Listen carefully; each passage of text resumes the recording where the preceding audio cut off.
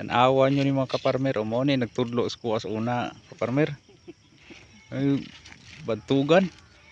1 ka kilometro ang gihuman ron lawa ba o. 5 kag 100. Oh. 110 meters ni ba? Pila ka linya ni murag 8. Ah. Oh, naawa ra na oh. Samot nag-diamond trellis ni.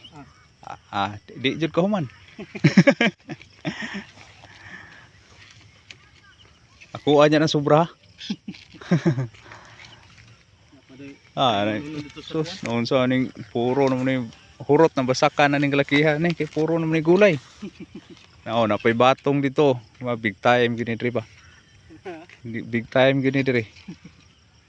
To bahalag ginagmay ra mo to ah. Oh, naapay isa oh, mo na tigmandar. Kadara.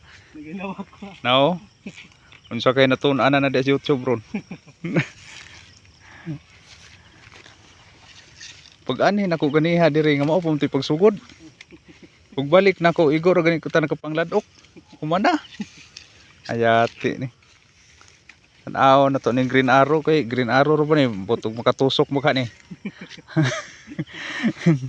Green arrow ning kuana. Sayang imbis green spear. Okay na ta kay itong green spear ba. Pero noon dagko ang puning bunga ang green arrow pod. Wala gi arrow nga green pero pag harvest puti man. Nah. Indutas kahaponon ay. Apay patula o ning kamot pa. Una niya di tam ning kamot ani tanggal mo kita ni. Oh nabitik pa gani. Gamitan og liging so sa naka short pa ni. Turbo jud. Turbo gini. Tulbat ang sikadlag tunga.